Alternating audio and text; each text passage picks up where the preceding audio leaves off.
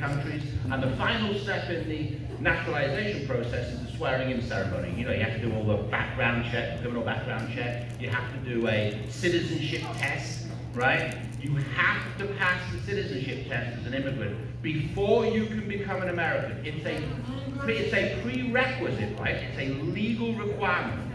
So, in English, yes, you also have to show an understanding of English. The guy said to me, I'm going to test you on the English language now. And I said, well, I'm bilingual. I said, I speak English and American, which you want? And he's like, thankfully, a federal bureaucrat had a sense of humor. So I got away with that. But yes, it's amazing. They test you on the history, the founding of the country. You have to pass a written exam. And otherwise you can't become American. And I've often wondered, wouldn't it be great if you could just show up in Congress one day and give all of the politicians a citizenship test, blind? Right?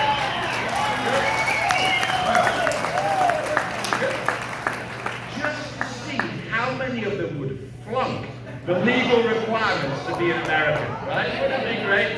Like half of Congress failed the requirements to be an American. That'd be the best headline ever. Or the other way of doing it, those of you that are running the school board, how about making it a high school graduation requirement? Can you imagine? Like, you're not allowed, if I can't come to this country, I can't become a citizen until I pass the test. How about nobody graduates high school until they pass the test? So, I'm on my little naturalization thing here. But some of you may have seen this viral video that went on Fox News there. Have you seen that video? Yeah. I was kind of quiet and dormant politically this year, and then what happened was, in my school district in Bucks County, I found out about all of this censorship taking place at school board meetings.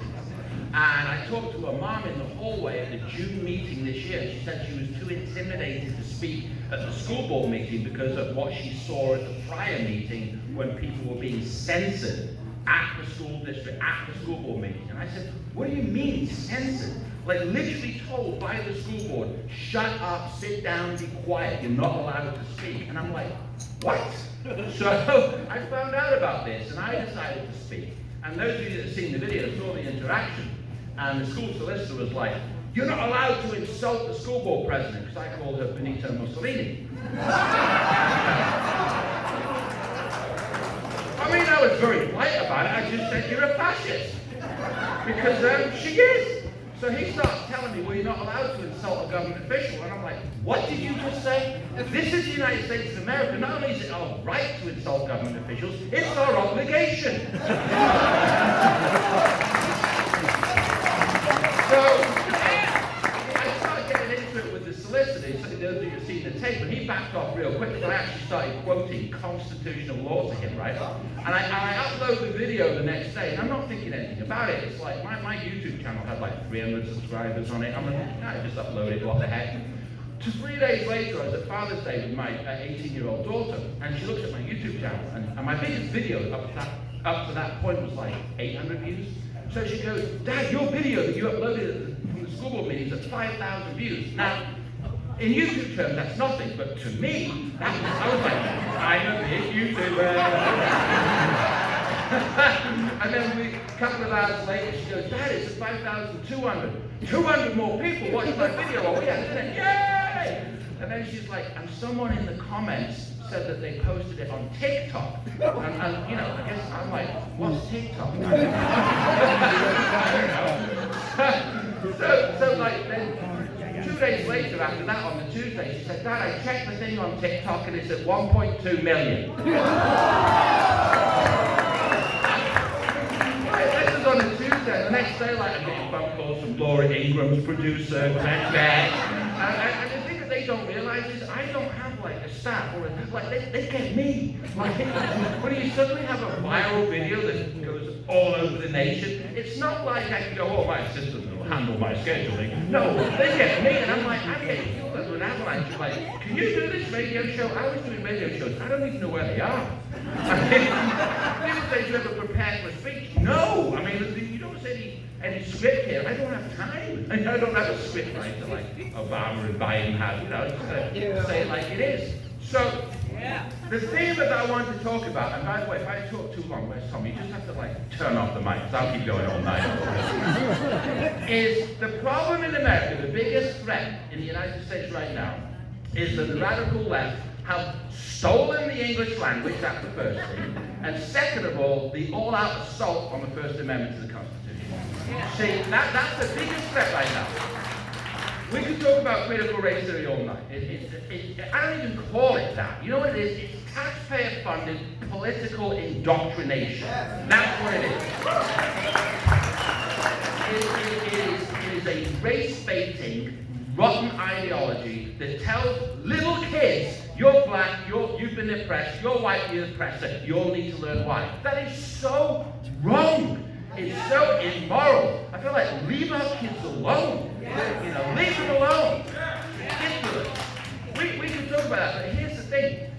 What they're trying to do on the left, this is my thing tonight, they've stolen the English language, because I'm from England, I'm stealing it back, okay? I mean, some people, they want to call it diversity, equity, and inclusion. I was speaking at another event a few weeks ago, someone said, how do you respond, Simon, to the criticism that we're against diversity, equity, and inclusion? Here's my response to that. It doesn't exist. The words that diversity, equity, inclusion don't exist. It's taxpayer-funded bollocks.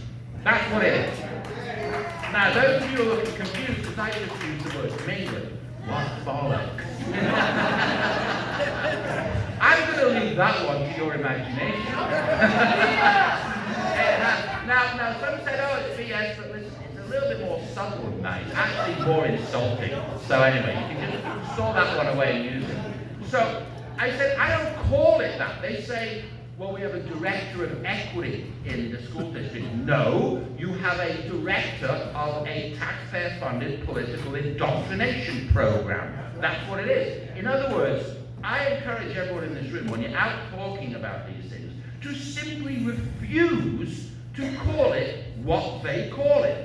At one of the school board meetings in May in my school district, someone was speaking against the indoctrination program, this is what I'm calling it, and the vice president of the school board interrupted him and said, stop, it's not, you can't use the expression critical race theory, it's equity, you have to call it equity. Now, it's a good thing I wasn't at that meeting. Because I would have been like, what are you, my mother? You don't get to tell me how I speak to you, you're the bloody government, I'll speak to you however the hell I want.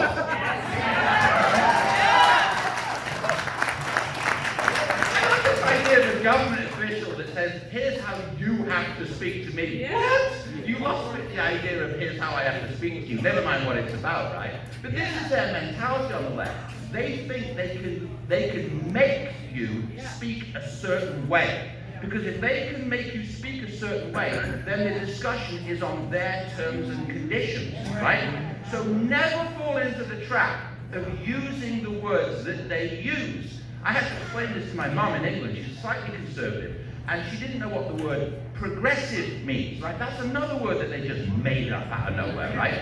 I said, it just means communist, Mum. Communist. It's just like, they just want to make it sound like communism is somehow enlightened. It's progressive. No, it's communism or Marxism, Mum. She said, oh, well, thank you for explaining it. I'm having to explain to my mum in England what all these words mean, because all this stuff's coming across to England as well, by the way. But that's the most important thing, is that one cannot allow the left to define the terms and conditions of the battle.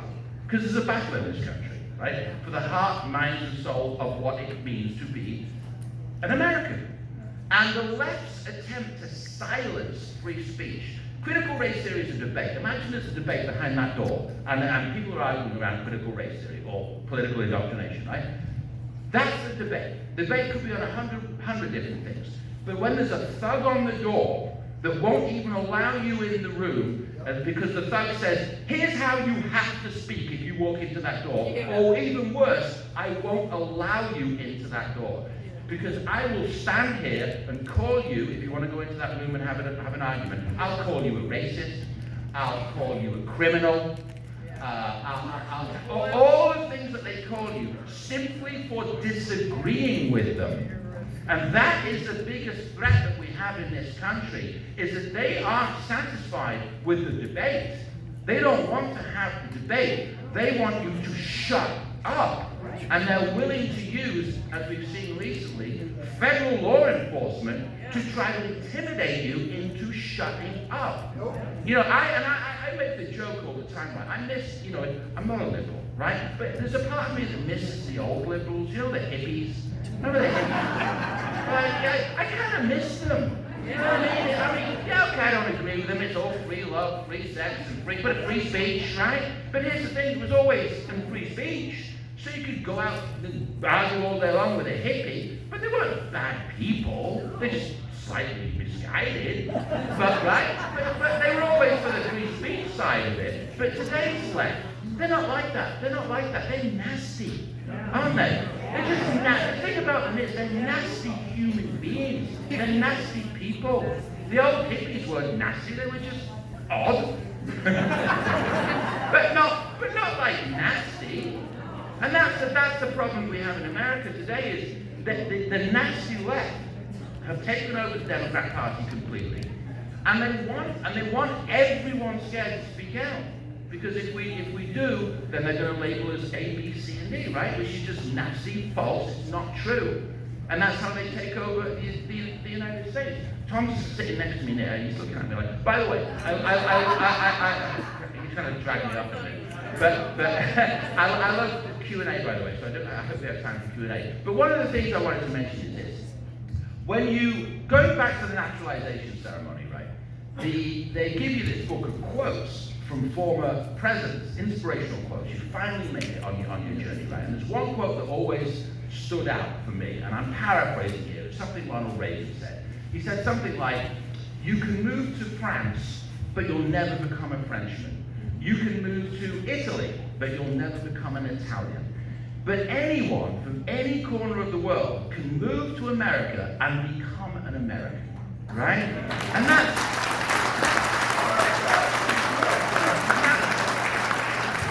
And it's so true. You know why it's true? It's true because America isn't about your immigrant background. It's not about your skin color. It's not about anything other than a set of ideas. And the idea is freedom. And if you share the idea of freedom, we don't care who you are, where you come from. You're an American. And that's what makes this country the greatest in the world. There's nowhere else in the world you can go where that's true. Right? I don't come and speak the way I speak with my accent and feel any less American than anyone else. That's because I believe in freedom. And it was interesting in that room, you know, sometimes I hear talks and legal immigrants, I'm talking about people who've gone through the lawful process and become American, that have maybe come from, you know, some piss poor countries, some tyrants. They've escaped. In that ceremony room, there were tears in the eyes of many, right? They finally become American. And they wrap themselves in the flag. You know, some of the you know, legal immigrants, lawful immigrants that have grown up in Iran or any of these awful places, they come here and they're like the most passionate Americans. Because that's what America is, isn't it? And the left want us to apologize for being American and believing in that idea. You have to apologize for everything. It's so wrong. I remember growing up, you know, in the 80s, and my political icon, by the way, is Margaret Thatcher, Prime Minister Thatcher, just the most wonderful lady ever. Because she's like one of these complete conviction politicians. You loved her or you hated her, and I loved her. She was so great. But when Ronald Reagan would come over for the state visits and visit with Prime Minister Thatcher, the image I had as a teenager growing up was like, here was this handsome, tall, big guy. He was always smiling. America's great. America's good. You know. And I just remember having this image of America as a kid growing up in England, like, I want to go there one day. It's a big, expansive place, this big character, personality. America's a wonderful place, we're going to spread freedom, and he's always smiling. And today's president, today's the left, it's so the exact opposite of that, you know? And it's